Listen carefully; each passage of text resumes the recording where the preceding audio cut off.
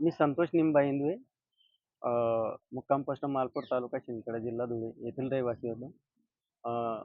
श्रद्धा शिक्षण संस्था धुळे संचलित, त्याचे अध्यक्ष श्यामकांत रघुनाथ सरेन आहेत. ते 2019 रोजी काँग्रेसचे जिल्हाध्यक्ष होते.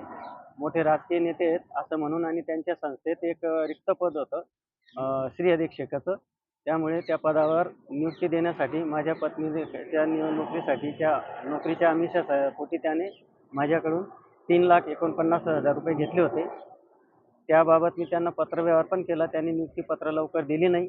मात्र तो मौखिक नियुक्तीपत्र देऊन त्यांनी 5 वर्ष बिनपगारी काम करून घेतलं. अनेक प्रकारच्या आम्हाला आर्थिक, सामाजिक, पारिवारिक समस्या आल्या, परंतु त्यांनी अप्रूव्हल करतो असं करून त्यांनी अप्रूव्हल केलं नाही. शेवटी चुकीचे कागदपत्र देऊन माझ्या पत्नी नोकरीवरून काढून टाकलं. त्यानंतर आता ते राष्ट्रवादी काँग्रेस अजित पवार गटाचे प्रवक्ते आहेत, नेते आहेत. त्या बळाचा वापर करून त्यांनी माझे जे पैसे मी मागणी करत होतो, ते तुझ्याकडून काय उपटायचं ते उपटून घे, मी तुला देत नाही असं करून ते शेवटी एकदा मालपूर येथे तो 3 डिसेंबर रोजी आला होता. तर त्यावेळेस मी त्याला माझ्या पैशांची मागणी केली की माझे पैसे परत द्या. तर तुझे कशाचे पैसे असं म्हणून त्यांनी मला जातीवाचक शिवीगाळ केली. तुमची अवकात आहे का की मला पैसे देण्याची? तुम्ही जय भीमाले असे आहेत असं तसं, आणि जातीवाचक शिवीगाळ करून मला अपमानित केलं. तसे जीवे ठार मारण्याची धमकी दिली. त्याचाच धागा पकडून त्याचे मालपूर येथील साथीदार आहेत ते 20-22, त्यांनी पण मला अचानक धरून घेतलं आणि मला ओढाताण करत मारहाण केली आणि जीवे ठार मारण्याचा प्रयत्न केला. तरी माझे पैसे परत मिळावे यासाठी मी मागणी करत असलेले ते तर नाही म्हटले, तर मी माननीय पोलीस अधीक्षक साहेब यांच्याकडे सदर श्याम सनेर याची तक्रार दाखल केली, पण तो अजूनपर्यंत त्यांनी मला न्याय दिलेला नाही. तक्रारीच्या संदर्भात आणि आरोपासंदर्भात माझ्याकडे पुरावे आहेत की माझ्याकडे त्यांनी घेतलेले पैशाचे व्हिडिओ रेकॉर्डिंग आहे, त्यांच्या पत्नीचा व्हिडिओ रेकॉर्डिंग आहे. पण तरी देखील श्यामकांत सनेर हा त्याच्या अजित पवार गटाच्या पदाचा राजकीय फायदा घेऊन गुन्हा दाखल होऊ देण्यास अडथळे आणत आहे.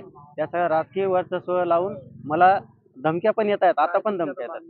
माझी मागणी एकच आहे की मला माझे पैसे दिले त्याचं नाही, पण त्याने मला जो अत्याचार केलाय, माझ्यावर जे मारहाणीचा प्रकार केलाय, त्याच्यावर न्याय मिळवून त्याला अनुसूचित जाती जमाती अंतर्गत त्याच्यावर गुन्हा दाखल व्हावा, त्याला अटक व्हावी आणि मला न्याय मिळण्यास विनंती.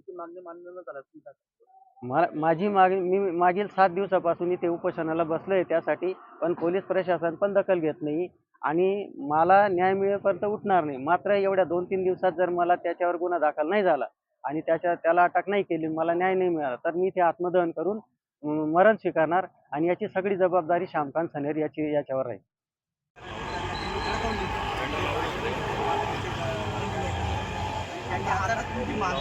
काय कारवाई झाली, ते राजकारणाला उपयोग करतात का काय नाही? त्यांनी त्यांच्या राजकीय पदाचा याचा फायदा घेऊन माझ्यावर दबाव आणून आणि जे काही मी तक्रार दाखल केली ती तक्रार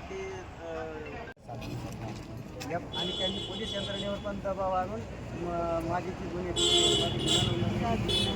त्याला न्याय पोलीस प्रशासन पण मला न्याय देतो. जर मला आता या 1-2 दिवसात न्याय नाही मिळाला तर मी ते आत्मदहन करीन आणि याचा सर्व जबाबदार श्यामकांत सनेर आणि त्याची पत्नी जबाबदार आहे.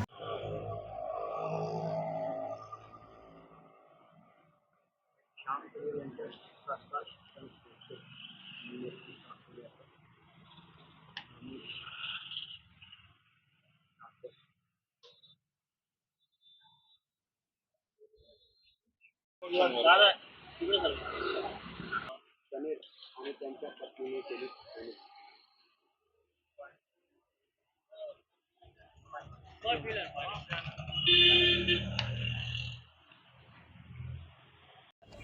3/2026 पासून आम्ही आंदोलनात बसलो आहे.